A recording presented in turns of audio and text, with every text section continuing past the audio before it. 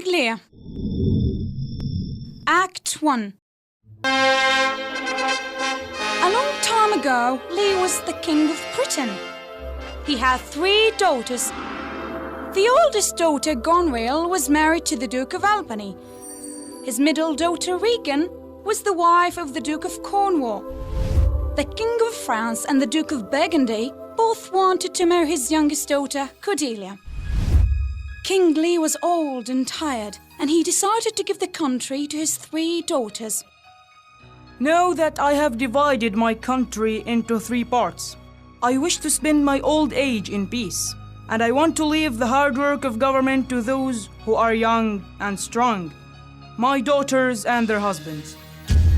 They and their husbands would rule instead of him, while he, with 100 knights to protect him, would stay with each daughter in turn for a month. In order to decide how to share the country between his daughters, he asked them to say how much they loved him. Gonrail, the oldest, said, "Sir, I love you more than words can say, better than eyesight, freedom, better than all my riches, as much as life itself, as much as my health, my beauty, my honor, as much as any child ever loved its father. Much more than all these things, I love you." The king was very pleased with her answer. I make you the lady of all this land, from here to here. You and your children will rule this land forever.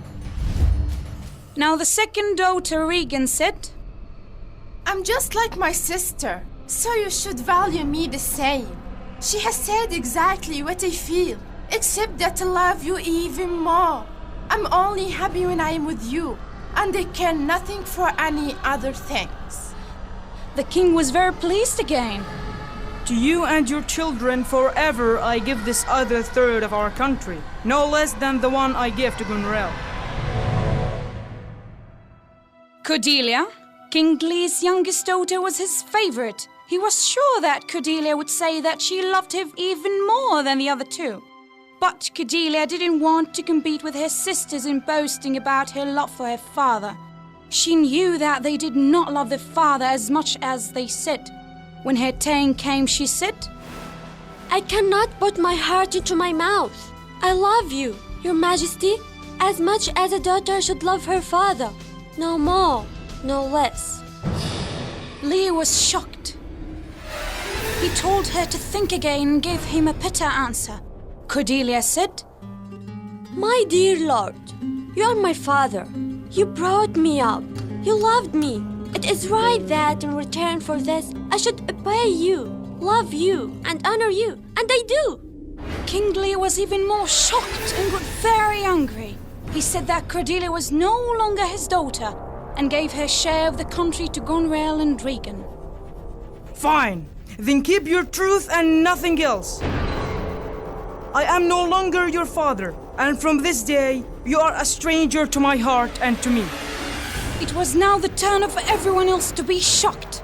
The king's advisors all thought that he was wrong, but the Earl of Kent was the only one who was brave enough to say anything. He reminded the king that Cordelia was his favorite daughter and that she loved him very much. He asked the king to think again and to act more sensibly, but the king just got very angrier and he sent Kent away. "My lord king." Quiet, Kent! Do not come between me and my anger. I loved her the most and thought she would be kind to me in my old age. "Lord king, I have always loved and honored you, but you really don't want to do this." You are making me angry. "Let your anger fall on me, but I must speak. What are you doing, old man?" Silence, Kent, if you value your life. "I am not afraid to die in serving you." Out of my sight! "I say that what are you doing is wrong." Hear me now, you foolish man.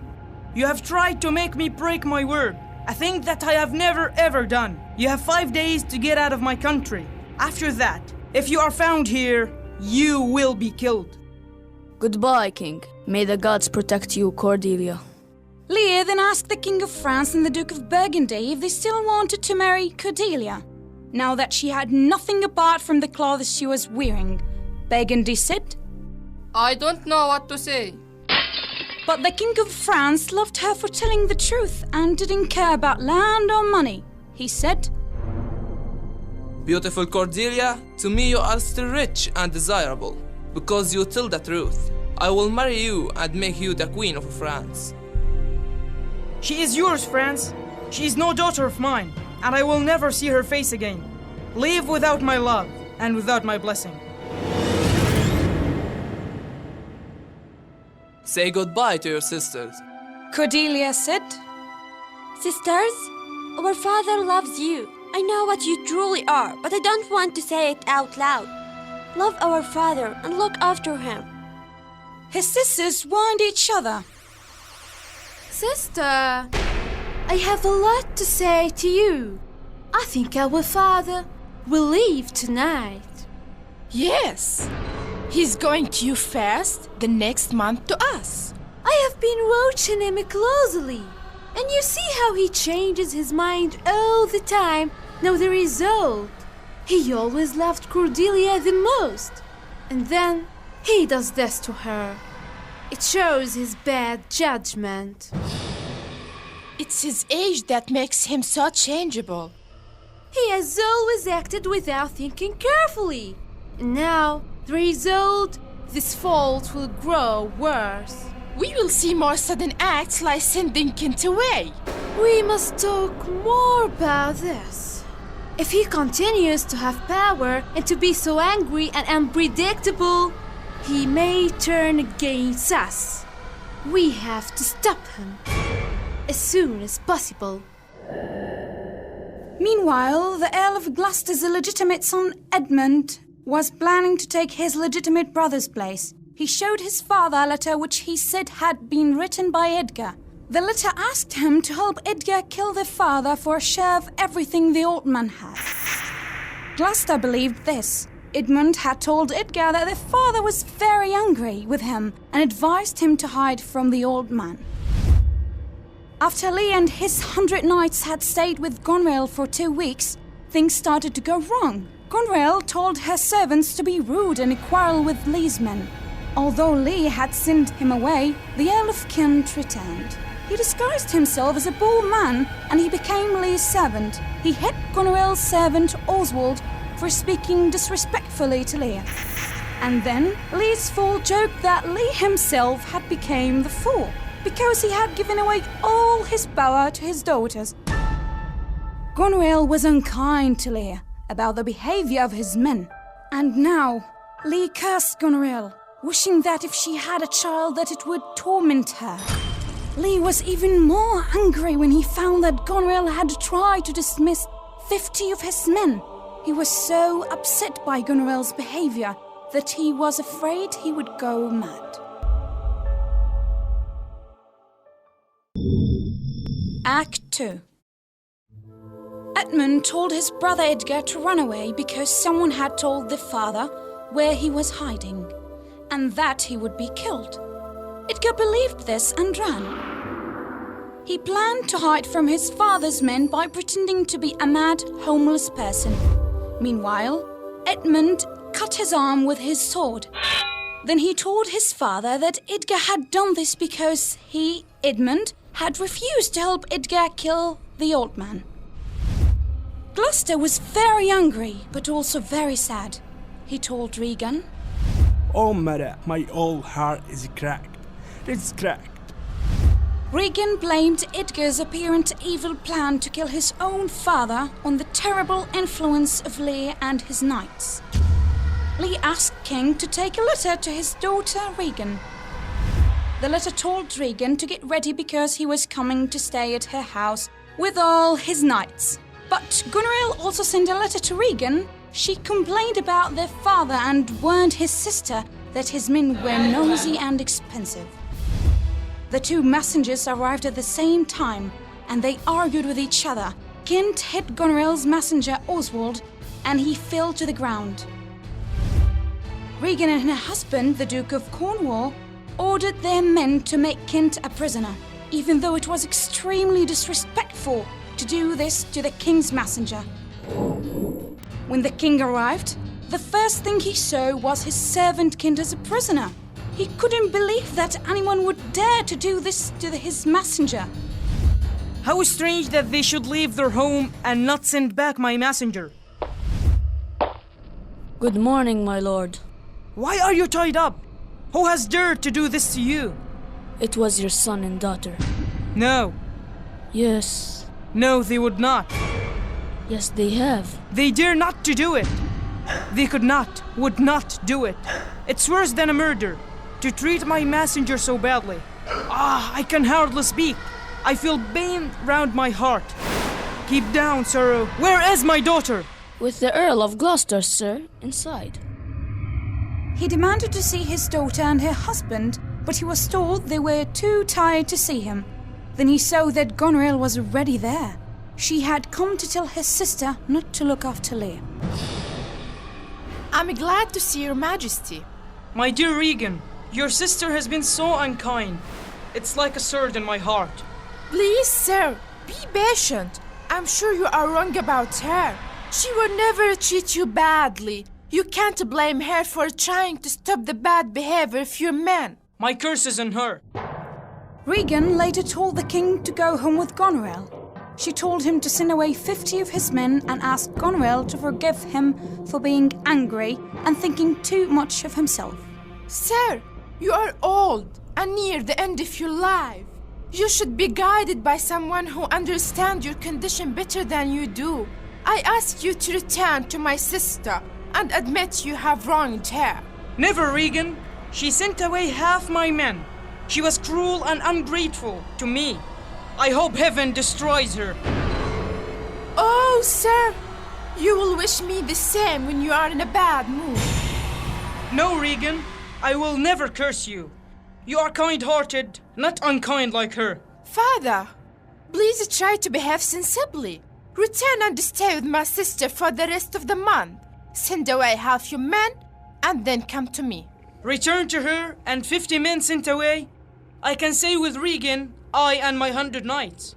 No, you can't. I'm not ready for you. If you come to me, bring only 25 men. I have no room for more. I gave you everything. Our agreement was that I should keep 100 knights. Why do you need 25? Or 10? Or 5? Why do you need one? Where's the Gloucester? Oh dear, it's almost night. This storm is terrible and there's no shelter for many miles around. Sir, he wants his own way. And if he suffers, no one is to blame but himself. Shut your doors. The king now realized that giving away everything had been a terrible mistake. He had lost all his power. And his 2 older daughters felt no love or kindness for him. It was night time and a terrible storm was just beginning. Goneril and Regan offered shelter to Lear, but not to any one of his men. So he went out in the storm, alone, except for Kind and his old fool.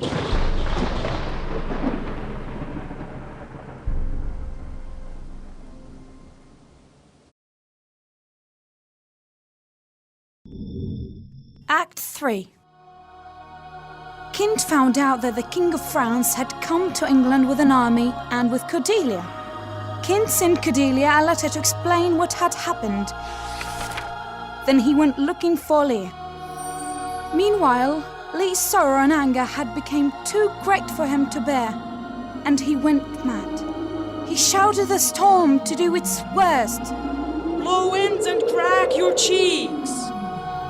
Kind persuaded Lear to take shelter in a small, dirty hut. For the first time, Lear began to feel sorry for people other than himself, as he thought about those who had no homes and only old, thin clothes to wear.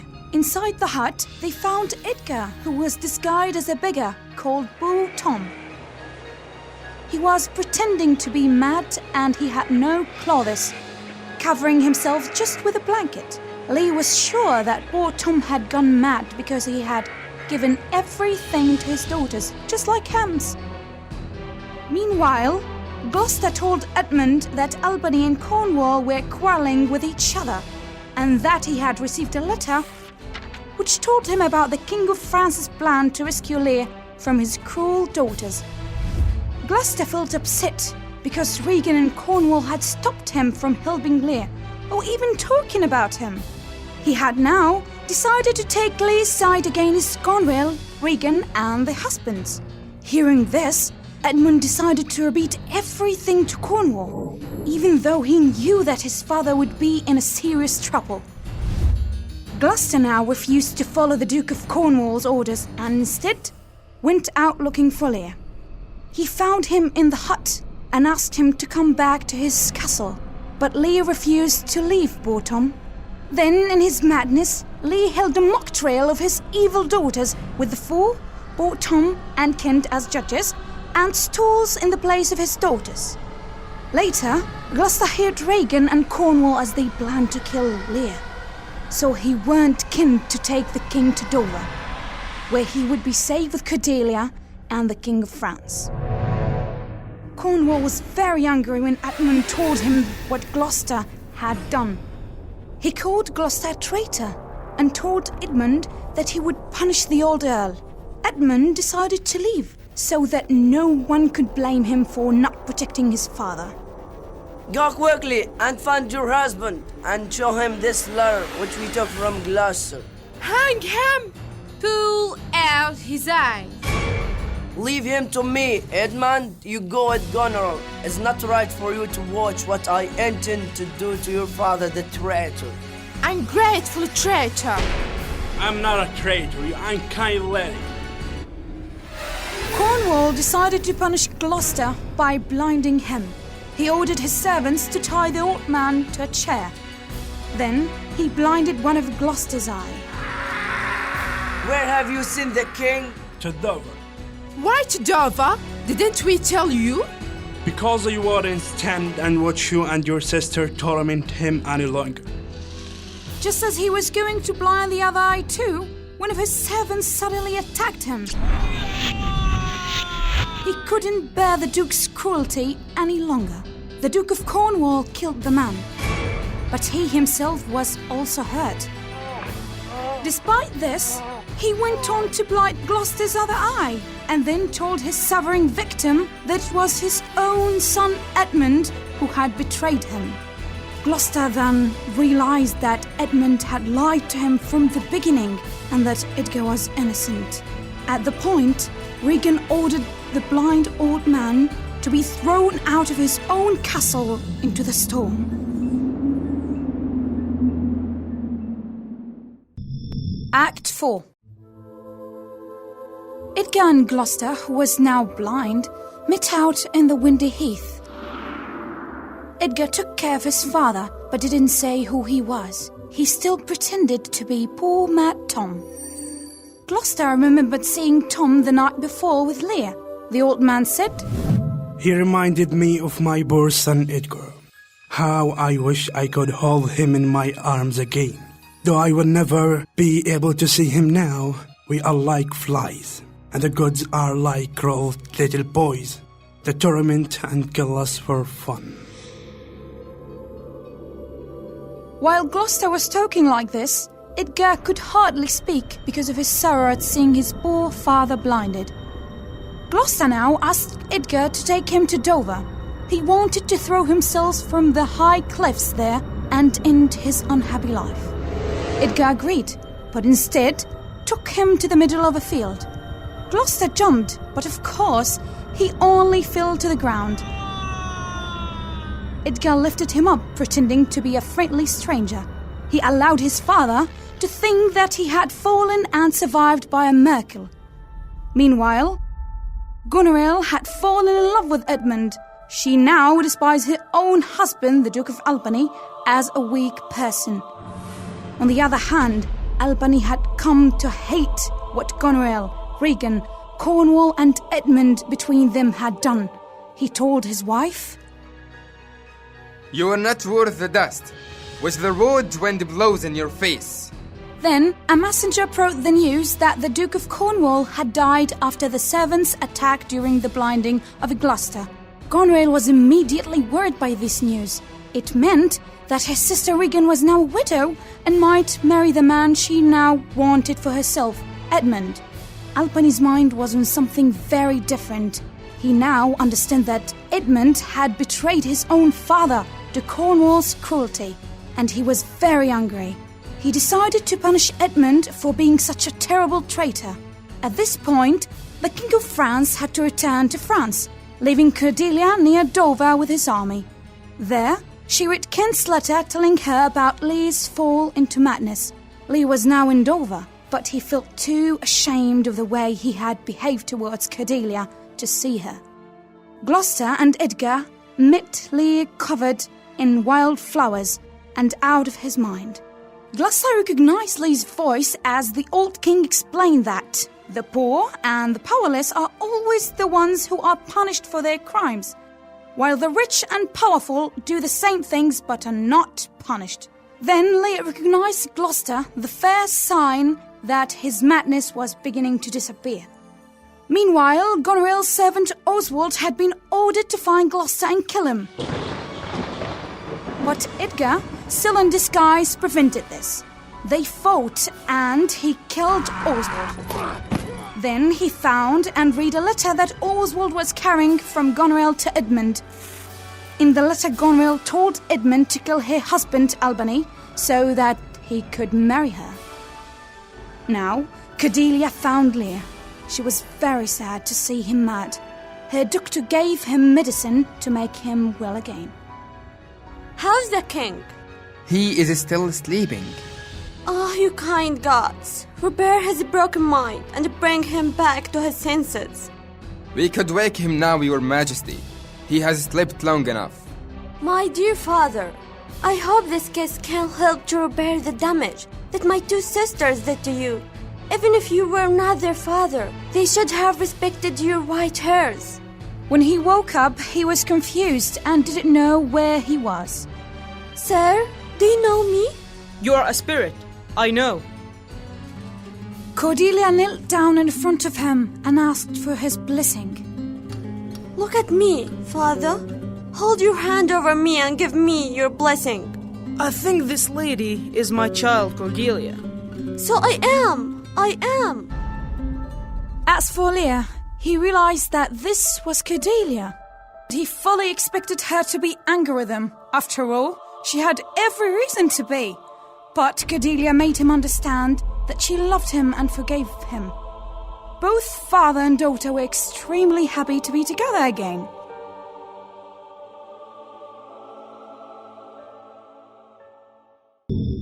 Act 5. When Regan asked Edmund if he was in love with Goneril, he denied it.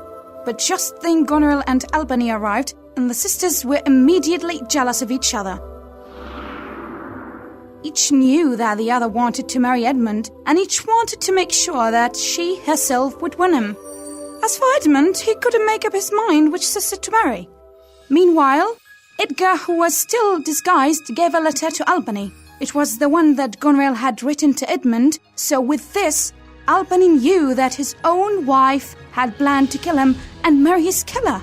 Now it was time for the great battle between the French and English armies.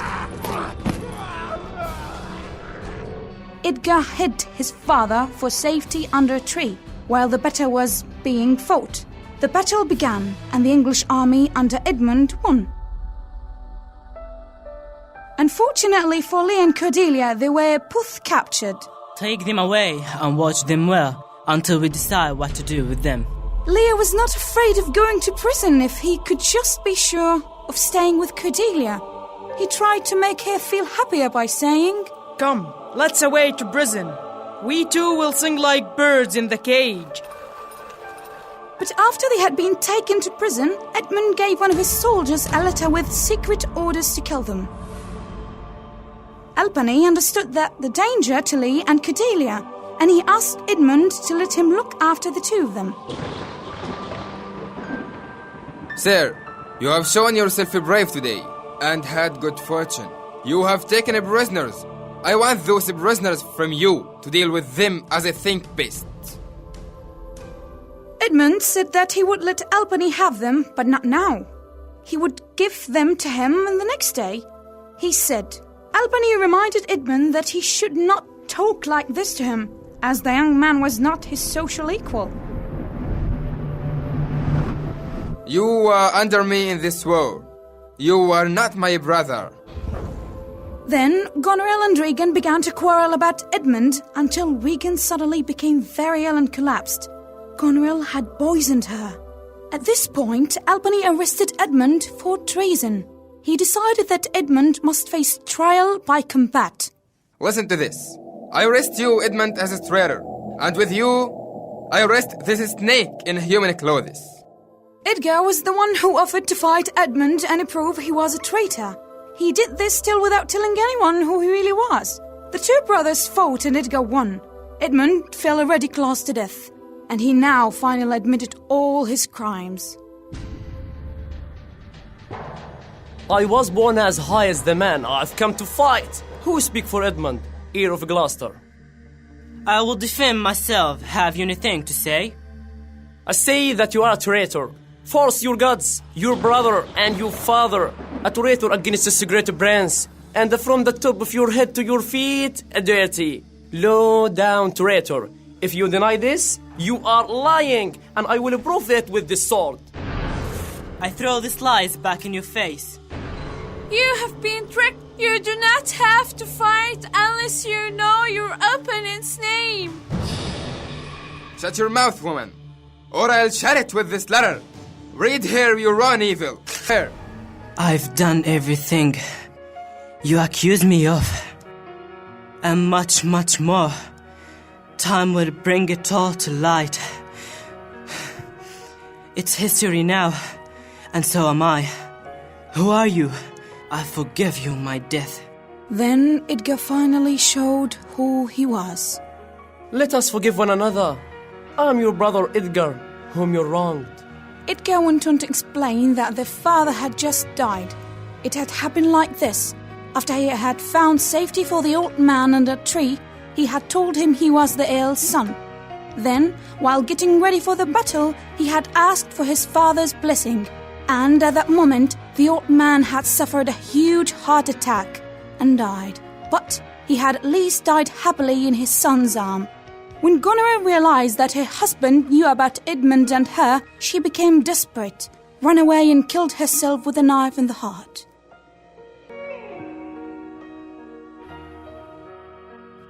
After a messenger had returned with his shocking news, Albany turned to ask dying Edmund what he had done with Leah and Cordelia.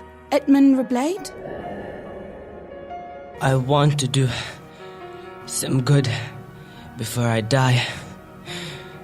Send a messenger to the castle. Quickly. I ordered their deaths, but if you run, you might be in time. Go. Run. Edgar started to leave for the castle as fast as possible, but he was too late. Cordelia had already been killed. A moment later, Lee arrived, carrying Cordelia's dead body in his arms. You have gone and made me such a fool. I'm so lost in your love, and oh, we belong together. Won't you believe in my song,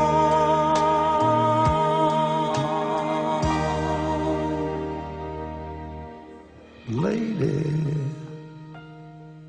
This final sorrow was too great for her father to bear. The old king's heart broke at last, and he died.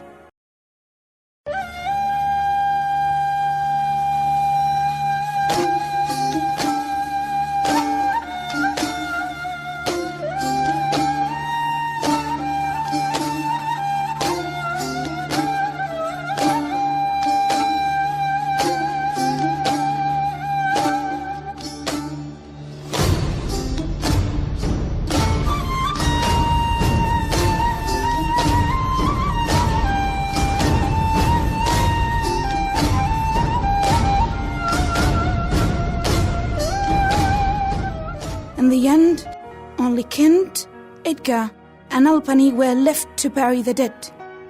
Goneril's husband, the Duke of Albany, became King of England. The end. My name is Shakespeare William. I own the feather quill. I am the writer most familiar to you. My way with words amazes me. Came up with so many phrases me that still the number dazes me too. Oh, you gotta be cruel to be kind. If truth were known, love is blind. Yeah, each of these quotes you will find, it's what I do. Seen better days. That's one of his. Our salad days. He is the biz. All the world's a stage. They call me Billy Whiz. May seem kind of scary. I'm a walking dictionary. Sturdy with